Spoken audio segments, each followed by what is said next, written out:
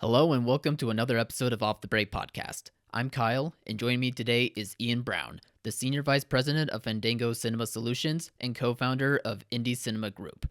On this episode, Ian talks about his life throughout the cinema industry and how it has led all the way to him co-founding Indy Cinema Group, and he explains his passion for the independent cinema and the cinema experience in general, along with what Indy has been doing throughout the past couple of years in helping many movie theaters around the world. So please enjoy this episode with myself and Ian. This is the Off the Break podcast, your podcast dedicated to current movie theater news, operations, and insights from the people that book the movies. Hi, great to be here. It's Ian Brown, former CEO and co-founder of Indy Cinema Group, and now, since the merger acquisition, the Senior Vice President of Fandango Cinema Operations. Well, thank you very much for joining us on our show, because as you've been saying to me just recently that you are doing a lot of hopping around the world Yes. right now. So thank you so much again for taking the time to talk about Indie Cinema Group. No, look, absolutely. You've got me doing the one thing I enjoy most, which is talking about this industry and just talking to as many people as I can. So thank you. Well, not a problem. So I guess then how about we kick things off by mentioning how you've come up through this industry? Obviously, it didn't start from Indie Cinema Group necessarily, but what was your background in the industry beforehand? Okay. Yeah. To be honest, I've always been in this industry. I think I'm in my 29th year now in the industry. It's been a passion of mine since I was a young child. My first memory is cinema. Actually going to see E.T. with my dad in a small cinema in Scotland. So no, it was always just a passion. It was my first job out of during school. Just work selling popcorn, being an usher back in Scotland. Um, Actually stuck with it. Then worked my way through the ranks. Was a projectionist for a number of years. Was a manager in various departments across the business. This was with multiple different chains. So UGC back in the day, Virgin, and the majority of my career was with Cineworld, so Regal here, obviously in the US, doing various roles throughout that time, ending actually as installing digital projectors across the UK during the digital rollout. I then, after that, I actually started this business. We actually started this business, Indie Cinema Group, the one that we just merged. 16 years ago, my wife and I founded it I grew up in a small town in Scotland. We had a cinema near us for a number of years. It closed. So I had to go to cinema. It was over an hour on a bus into the city to try and go and see film, which was my passion. So when everything was happening with digital, I saw an opportunity to try and help bring cinemas back to towns that had lost them. I believed that cinemas were the connection of the high street, the connection of the community. So my wife and co-founder and I started a business bringing a 35 mm Chinese army projector around towns throughout Scotland once a month, converting buildings into cinemas to prove that cinemas could come back. We did that for for a couple of years and managed to help open 9 cinemas across just Scotland by actually proving that that demand was there, proving that cinema belonged back in these communities. And part-time cinemas and some that became full-time operations and one that became a small chain. So we did that. We then realized that those cinemas needed support. So we then pivoted our business into being a head office for independent cinema. So we wanted to do film buying, marketing, group buying, bringing new technologies into these and helping them operate of what I learned from working with Cineworld, of what they did for their individual locations. We did that throughout the UK for a number of years. We then were ambitious and wanted to expand it to the US. So we moved to Australia. Um, I, um, I do have That logic doesn't quite add up on my end of things. Yeah, it was an interesting one. We decided that actually Australia, New Zealand was actually a really good place for us to prove that this wasn't just something that could work in our country, within the UK, but it's something Okay. that could work internationally. Hmm. And we knew the US was the goal of this biggest movie-going market for us, the one that we were targeting in that sense. So we went out there to prove it. We built a team out there. We lived there. We drove across the countries trying to bring cinemas on and show what we were doing. And we knew that if that worked, we'd have the model, but also we'd have 24/7 support. So when we came to the US, we would have like, round the clock staff being able to help the operation here in the US. That worked. We came to the US in 2019. Um, we spent our first year in the US driving across the country 5 times, coast to coast. We drove through every mainland state in the US, visited hundreds of cinemas, and just with a goal to try and get a feel for the market. We were foreign to the country. We believed that we could help make a difference, but we needed to understand that, show that, prove that. So we met with as many operators as we could while bringing on cinemas at the same time. So we did that. We felt we were really hitting a stride. It was mainly film buying and marketing we were doing at that point. We felt we were hitting a stride and went to Art House Convergence in 2020 and left Art House Convergence thinking this is fantastic. The industry is going to go in a really great direction. And then March 2020 happened. Um, What happened then? Do we remember that? yeah, that was look, as we all know, that was the hardest time for this industry and for all of our lives. Yeah. We personally went back to Scotland. We went back. We reflected. We thought this was going to be a month, 2 months, 3 months. Yeah, we all did. So we were back there, and but strangely that moment, Scotland, we were locked down on and off for a year and a half. Like we were, it was similar to like California or places. Hmm. It was on, off. But what it did was allow us to step back and speak with our cinema operators, speak with what is it that we were doing well? What did they need? What was the challenges that they were going to face coming out of this incredibly difficult time? Um, and what we found was they were all craving a new modern technology and like something that consolidated numerous different systems into one. Um, so I looked at all the different systems out there. I spent a couple of months doing this, and we naively thought, let's build our own. So we partnered with our now co-refounder, Keith, because we say refounder because we kind of in the pandemic, we restarted the company. We stripped it back. We looked at what we could do and what we came up with Keith Walker, who owns his own cinema in Yosemite National Park. Um, we decided that we were going to use all of our experience, his software development experience, ex-rocket scientist at Lockheed Martin, owned a cinema in his hometown, amazing story. Um, and our experience of running cinemas and working with these cinemas across the world, we decided to pivot the business away from film buying, because, and again, another thing we learned was there are amazing film buying companies here in the US. It wasn't like the other countries that we were in, where it was fewer. So we pivoted to a technology company. We're going to use our experience. We're going to speak to cinemas every day throughout the pandemic and figure out what we can build. So we did that through the pandemic and launched it in late 2020 into 2021. And we thought we were building a point of sale that one day we might have 50 clients on it. We might get lucky. We're building this little boutique thing that's going to help Yeah. our customers because we had about 50, 60 Yeah. customers across the world. And yeah, that brings us to the new stage of the company. That's what started it.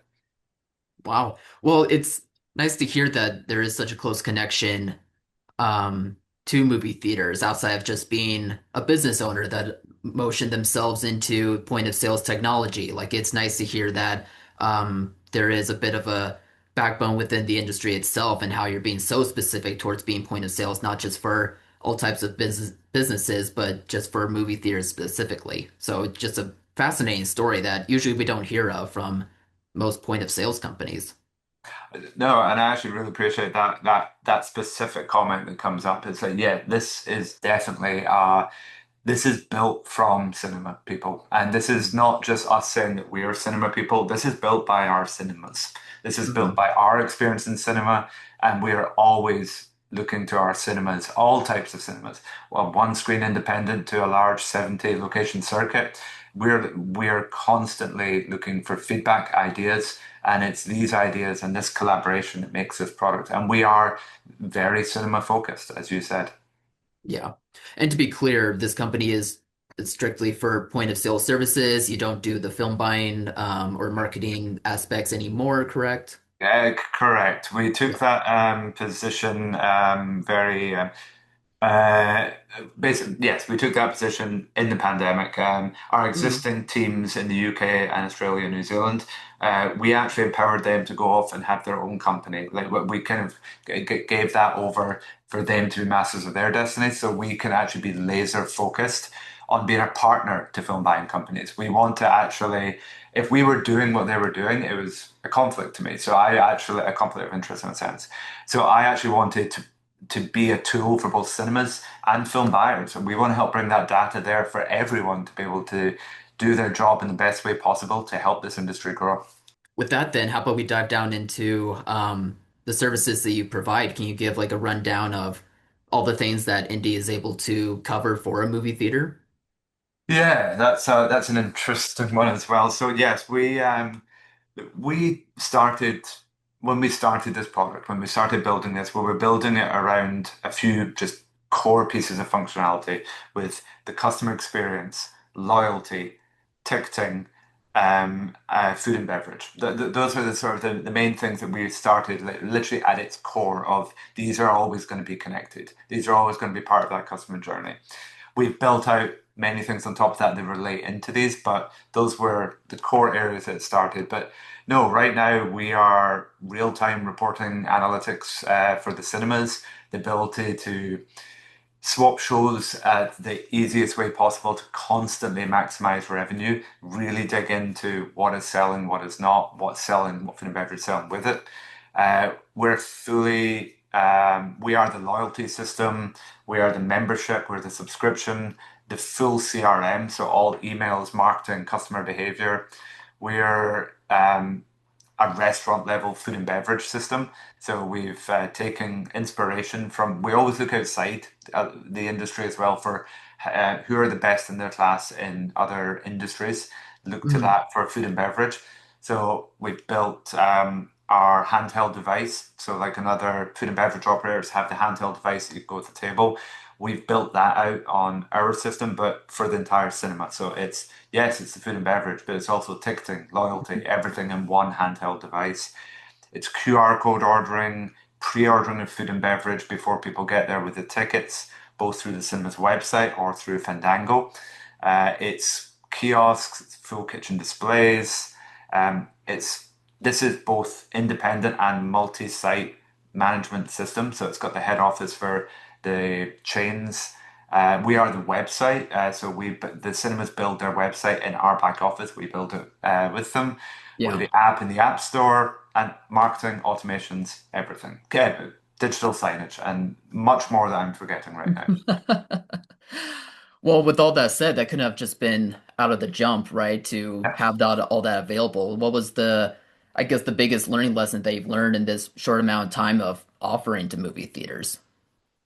Um, I think the learning partly is how we started is just always be listening, always be understanding from the customers where their pain points are. It's not have a customer come on board, give them what they want. It's understand what their targets are for the year, understand what how that's broken down into quarters, understand how do we have the software to get them there, or can we build it, or do we integrate? So we're never going to build everything in one system. We will absolutely integrate with other best of the best systems that we don't feel that makes sense to be built within the system. So our first question is normally, should we build it? And if something like, let's say,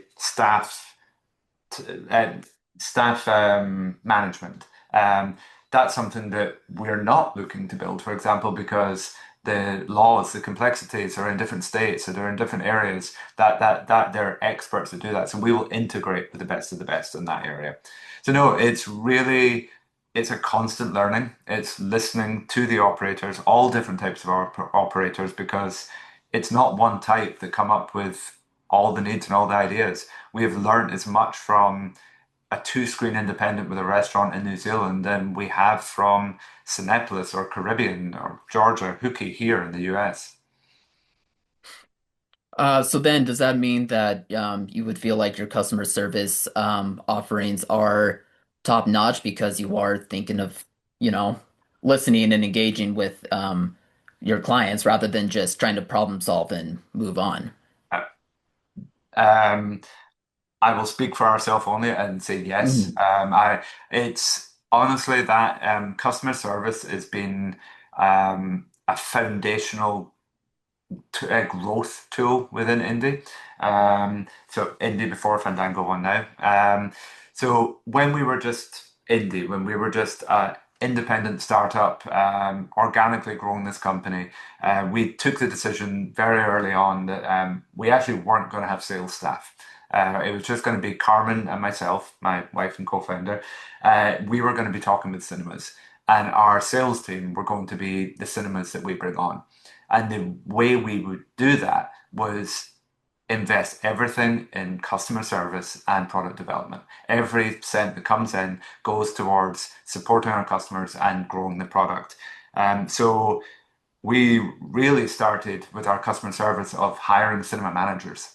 So a lot of our customer service people, and actually some of our best, are they've worked in cinema. They understand what it's like when something goes wrong on a Friday night.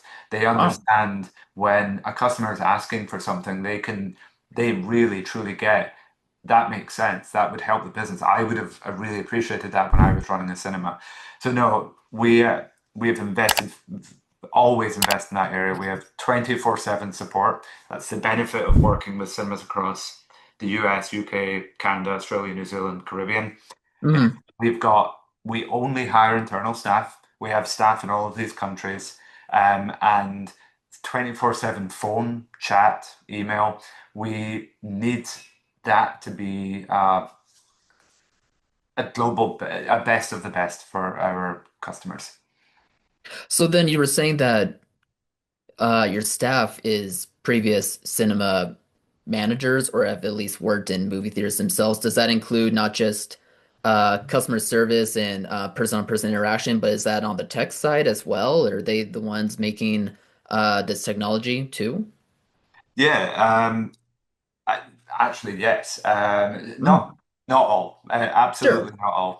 But no, a number of our developers have worked in cinema. Yeah. Cinema is an amazing job when you're coming out of school. When you're in school, coming out of school, what better place to work is in the cinema with the movies. For me personally, it's my passion. Yeah. So no, a number of our developers have worked in cinema. It's surprising how many developers we get applying for jobs who are like, I would love to work for this company because I'm passionate about film. Like Yeah. this is a truly for me, a unique industry that's exciting. And we bring that right back to Keith, our CTO. He's run his own cinema for I think 13 years now. Um, the cinema was, I'll go back to the cinema in his hometown was closing down when he was a software developer at Lockheed Martin out in San Francisco. He came back and him and his friends saved the cinema. And he's owned that cinema and run that cinema for 13 years. And that was the first inception of this point of sale, was them looking to the market back then and Hmm. thinking that there needed to be something more. So no, cinema is in the blood in all aspects of this business. That must have been a huge relief to start seeing the team that you were growing have that type of passion, and have that type of background as well. That doesn't that I would think that doesn't really come around very often. I agree with you. I don't think so. I think first of all, we've been incredibly lucky with the team that we grew over the Hmm. last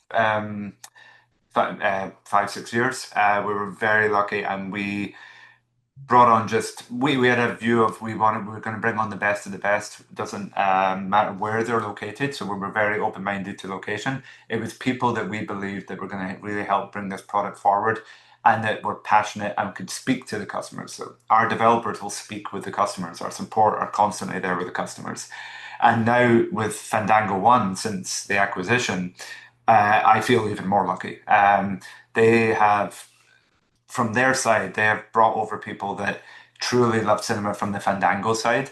They've come over from different parts of the business, and it was really humbling to see how excited people were to try and come into the Fandango One side of the business over what they were doing because I see them at CinemaCon. This year was incredibly I go back to humbling and exciting to see the passion of the people I work with around this industry and around how they want to help improve it, grow it, change it. So then, how about you walk us through then on this partnership that you are doing with Fandango? Because this just happened this past year, right? In January, I believe. Uh, yes, the acquisition actually happened at the start of December.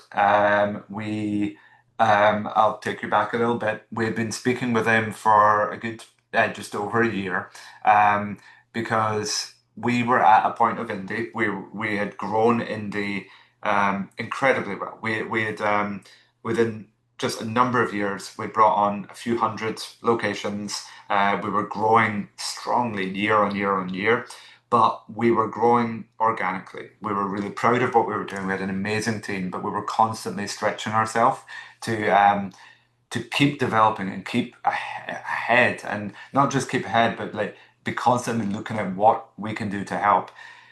So we were hiring organically. We had taken on one investor before up in Chicago, a cinema owner in Chicago. We'd taken him on a couple of years before, taken on a bit of debt to grow the business. And we were at the point where we knew that we could keep growing organically in the way that we were, or we needed to go all in and we needed to actually take on a lot more. And that's when a conversation happened with Fandango. We helped open a cinema in the hometown of one of Will McIntosh at Versant.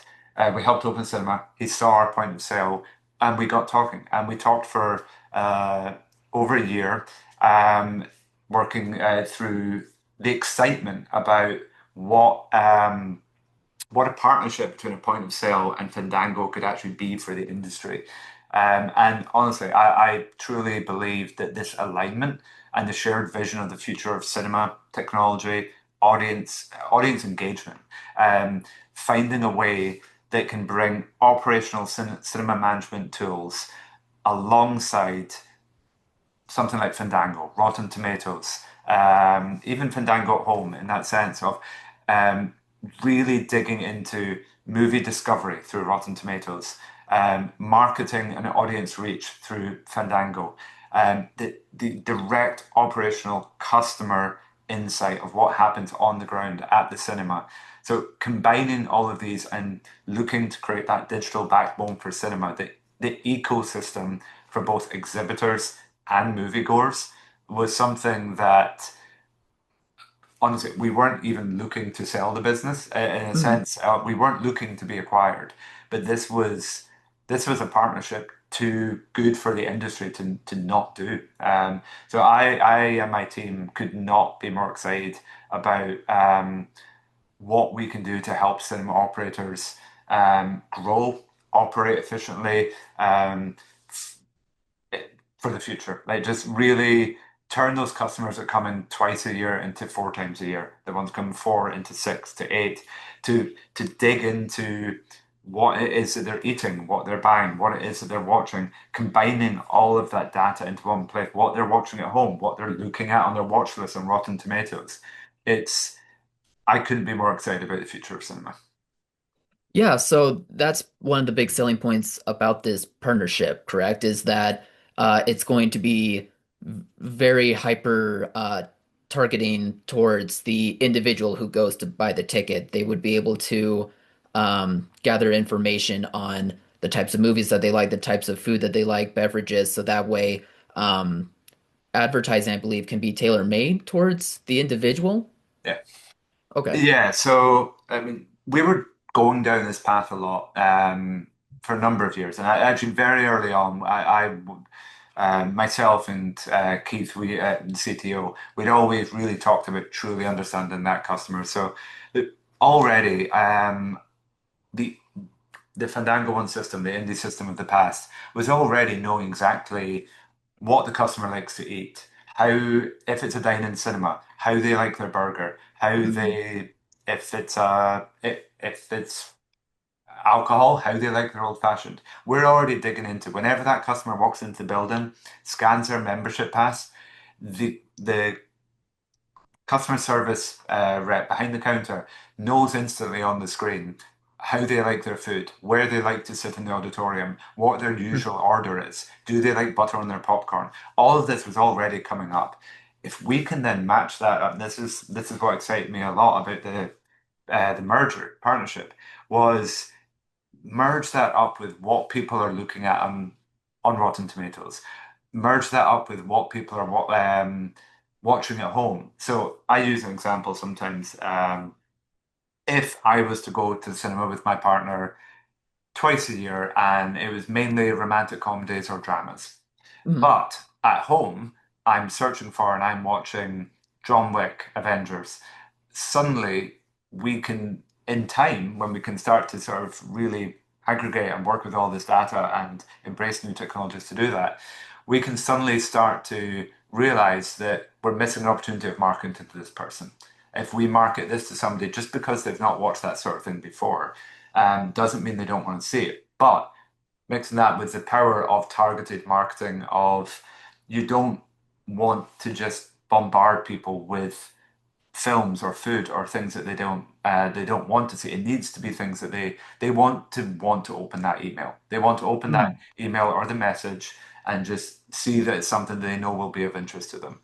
We've had we've had one of our operators who has rotating beer wall, and they've used the system that we built for marketing, where it would be a rule-based campaigns around films and audience behavior. They've done it around beers. We've had a cinema in Scotland actually, who I'll use this as an example. They were doing a haggis pizza in Scotland.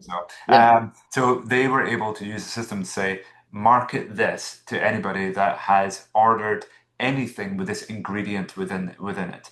Take that into films, actors, drinks, food and beverage. This is how we can hyper target marketing to these customers. And then when they get the newsletter, they've added things to their watch list. That's what's going to be front and center as they go into it. If we know that it's the last week that that film is showing and they've not watched it, give a promotion to get them along there. And that promotion doesn't need to be money off a film. It can be a food and beverage of their choice. So yes, it's we're only scratching the surface, especially now with the Rotten Tomatoes and Fandango ecosystem of knowing what people are doing across the country. Yeah. Only scratching the surface. Yeah. Well, that's going to be super exciting, and I think that'll be especially helpful now more than ever. It's a lot of convincing for people to go out of their homes and escape like the convenience of home life and try to understand the convenience of public life, essentially. So Yeah. we're just seeing a lot more of that, and it's luckily that you guys seem to be ahead of the curve on that as well. I, I I'm just a firm, true believer in the cinema experience. Mhm. Uh, I've never really believed that streaming is the enemy or the downfall of cinema. I believe the more that people watch film, the more they'll go to your cinema. I Mhm. actually think I think one of our biggest challenges is awareness. People need to be more aware of what's coming out, what it means to them, how they would enjoy it. Um, so no, I look, films are funnier together in the cinema. Films are scarier. They're more emotional, and nothing beats the experience of watching a film with somebody in the cinema. And look, we can see it within the numbers. It will it. The films right now, we've never had a better slate than we've had from CinemaCon this year, um, since the pandemic. Mhm. I couldn't be more confident. Every week on week at the moment, you're reading headlines of how well films are doing at the box office, and look, I'm not saying we're there. We're not. There's a long way to go, but Long way to go. yeah. Uh, but we are in a good position, but we need to keep using technologies. We still need to keep looking for new ways to elevate that experience. We're here as a company to take a lot of that, to help the cinemas with that so they can truly focus on the customer experience for them in the when those customers come to the cinema. Um, I mean, really, if a customer comes to see a film, even if they didn't enjoy that film, they need to have enjoyed that experience. And that's what we're here to do and help those operators focus on the customer, not be tied down with trying to do a lot of things across multiple systems in the back office. We're here to get as many people through the door for those cinemas so they can exceed their expectations. Yeah. You were mentioning earlier that creating awareness is one of the biggest issues right now when it comes to the movie going experience. Do you feel like, or I guess I'll ask it this way instead. It's interesting that that is the issue, despite now more than ever we have technology such as yours or whoever else's that is able to be hyper focused on the individual. So in a way, do you feel like that's also kind of a curse as well, just because it may pigeonhole people into only finding specific movies in general? Or do you still think there is a way to have everyone be generally aware of like any movie at all? I think that's a really good point you're making. And actually, that's where I believe independent operators excel. I truly believe that I've worked for big chains, I've worked for film festivals, independents throughout my Mm, career. And I think independent operators are especially good at cultivating an audience. They're especially well placed to their cinema goers very often, if they do it right, they trust their curation in a sense. And these operators are passionate about wanting someone to see this film. So because they've chosen the film, they're the ones that believe in this film and they believe it needs to be seen by an audience in the cinema. mm, So we can learn a lot from that sort of operation where it is about deep knowledge of the film. And you're right, we have absolutely need to diversify a cinema goer's trends in a sense. We can't always go to the same films, and it's not. Honestly, it's not just films. It's alternative content. It's live events. It's live sports. It's all different certainly. kinds of like right now we're with Fandango, we're about to do a lot of the World Cup in cinemas. And Mm, that yeah. for me is an amazing opportunity to bring an audience into the cinema who maybe hasn't been to the cinema in a couple of years, but suddenly they're going to have trailers, they're going to have posters, they're going to be learning about what's there. So the more we can just get people into that building, the better. And honestly, the live events, the alternative content is growing in a really interesting way with the concerts, with what we saw with the Taylor Swift Eras tour. The amount there are probably, I believe there are people that could go a year and go to cinema 5 times, 6 times, and never watch a film. But it's on us to then get them interested in those films. Yeah, So no, you're right. Things are becoming there. There is a risk of pigeonholing people. Things are mhm. becoming very targeted, but that is on us as a technology partner. And now with Fandango's marketing, we're a better place than ever. We weren't before. We were a small team. We're a better place than ever to actually be a partner to distribution. So we need to partner with distribution to help cinemas. We need to be pushing those films out there, target them towards people that would like them, and we need to be smart and curated about how we do that. We need to understand the film. We need to understand comparative films that we could market this film to, And again, diversify that audience behavior. Guess some of the final questions that I have is about um what do you offer towards independent cinemas, whether it's a one screen, a two screen, Yeah. possibly more than that. Is it a one flat fee type of experience, or do you go based off a screen count, or do you give any discounts if you were able to share that? I'll be top level with it. We are one price for cinemas. So we are a fixed fee per day, actually. Mhm, So it's a fixed fee per month, but we actually break it down to a fixed fee per day that we truly believe that we will deliver a return on investment on for any cinema. mhm, We have not gone the route of trying to get as much money as we can out of whichever cinema we can. This was right from day one, and now as Fandango One, we're on that same path where we're not here to compete on price. We're here to genuinely, that's why we brought it down to a daily fee. We're here to deliver on value. Our system was not built to sell tickets, if that's an interesting thing to say. Our system was built we see our system as a cinema operating system, not as a point of sale. So our system is okay. there to make the manager's jobs more efficient. We're there to speed up the checkout flow. We're there to market the films to get more people through the door. Uh, Bring the food and beverage truly into the system to sell more F&B, to upsell. Mhm. We're there to um, streamline the labor for someone doing film programming across the circuit. We're there on the website side to make it as quick and easy as possible, but have a truly dynamic website that's constantly changing and moving with trends, with AI, and just really we're there to help. We focus on the bottom line. I think that's the best way of putting it is our focus for our businesses is their bottom line. It's not just the money we bring in, it's the money that we save them. It's the change in the cost of goods, what we can do to help. If we bring that into the Fandango ecosystem of having Club Buy, where we're even there to help them on their food costs. We're there to make cinemas more efficient and grow their business.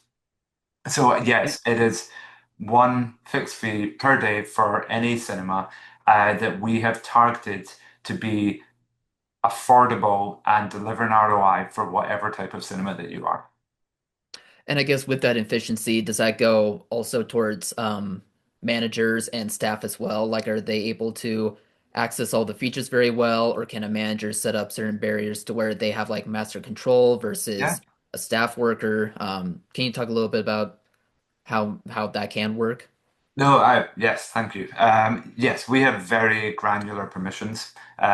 So within our system, you can assign very granularly what each individual within the company can access, what they can do, what they can see, what they can refund, what they can swaps, refunds. Actually, a film buying company. So because we used to be film buyers, Mhm. one of the things we built from the start was so that the film buyer can actually have access into just that area of the system to that become the collaborative programming tool that the film buyer is using with the cinema operator, where the cinema operator is putting in all the private hires that they've got a year from now, all the special events, um, and only one person can edit it at once. You can ask for control, and it becomes that collaborative tool that um, the cinema use with their film buying company, and that's again with their accountants. So we do the full chart of accounts within our system.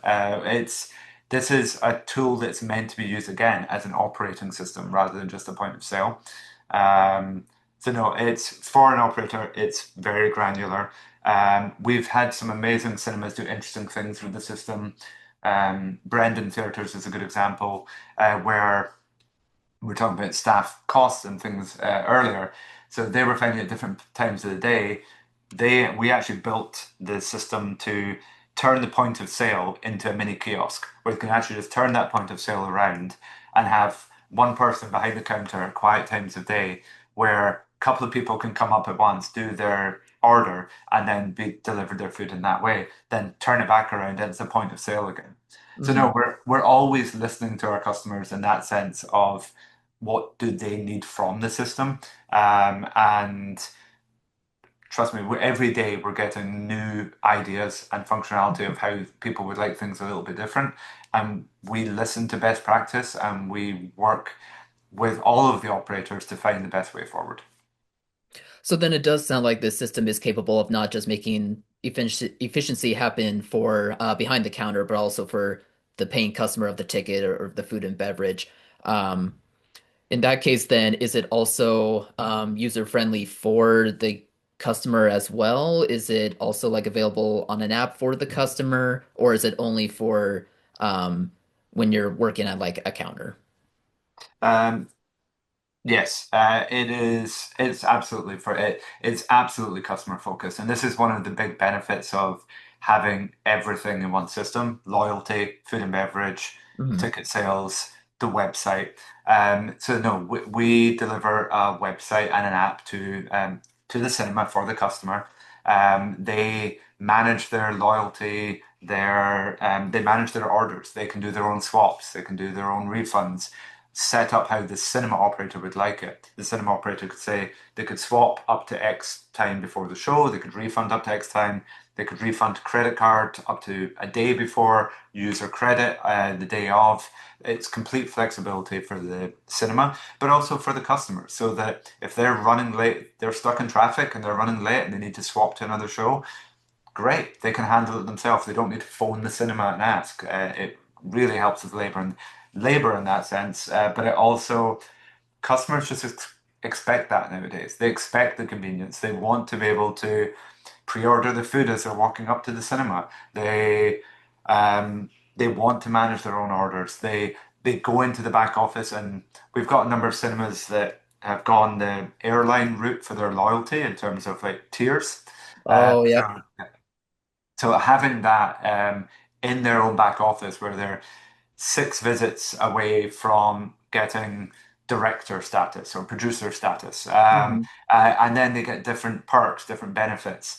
This is one, it's really good for the customer because they get to see, they'll see their past orders, so they can go in and they can check their last orders within their back office, but they can gamify a little bit of actually, oh, I need to do just this little bit more. It also gives a genuine reason for the cinema to communicate with that customer. It's not just communicating with them for the sake. It's, hey, you're one visit away from director status and you'll get all these new benefits. Or if you come back in the next month, or come back twice in the next 3 months to maintain your status, or you'll go down to the status below and you'll lose these benefits.